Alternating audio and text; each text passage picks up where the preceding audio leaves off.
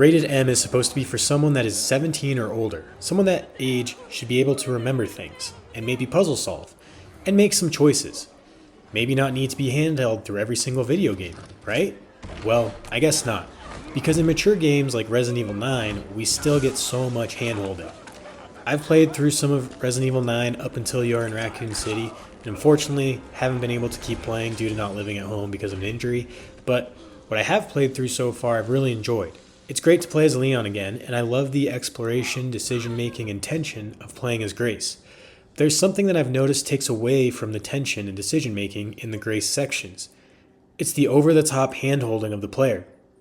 We've all seen the yellow paint that plagues so many games, and at least this game doesn't always paint everything yellow, but just because it's not yellow doesn't mean it's not there. What on earth? Who's there?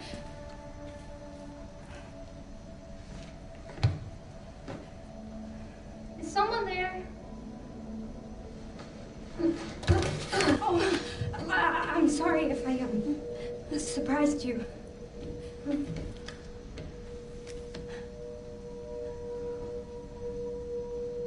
Cataracts. You can't see, can you?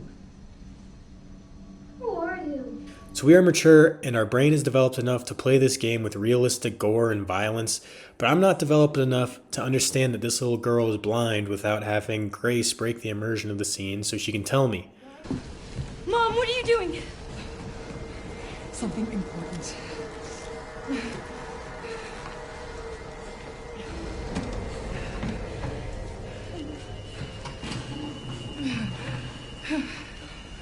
What did you hide behind that painting?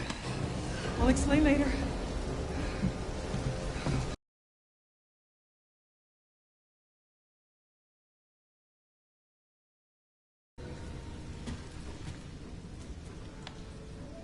Something important. I'll explain later. What did you hide behind that painting? The whole point of these older style Resident Evil games is to learn the map and make meaningful decisions to keep progressing. Do I take this key that I don't know what it unlocks in the hope that I might find the use for it and risk taking up an inventory space for other things I might find? Or do I risk not taking it, freeing up space, but also possibly requiring backtracking through a hostile environment?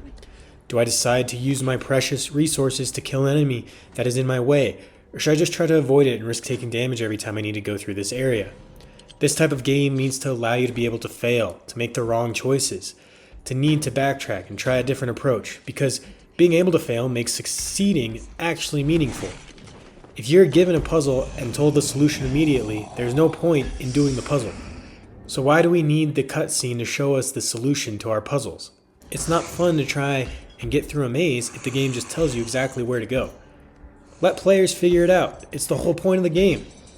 Every time these games try to appeal to the widest audience possible, it just lessens the experience for probably most of the people playing the game.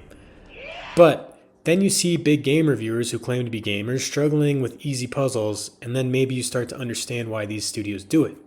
Anyways, the cutscenes aren't the only thing I noticed from this game. It also makes items way too easy to spot. Imagine you're being chased by a zombie. You run into a room, knowing that it's coming soon, but you have a little time to find something. Anything that will help you. Maybe it's a healing item. Maybe it's a key that will open the escape. Maybe it's some ammo for your empty weapon. What sounds more tense? Needing to actually search the room, closely looking at every nook and cranny, frantically searching drawers, closely looking at the cluttered items that are spread around, trying to do it all quickly, hoping that you'll be able to find something before the zombie catches up to you.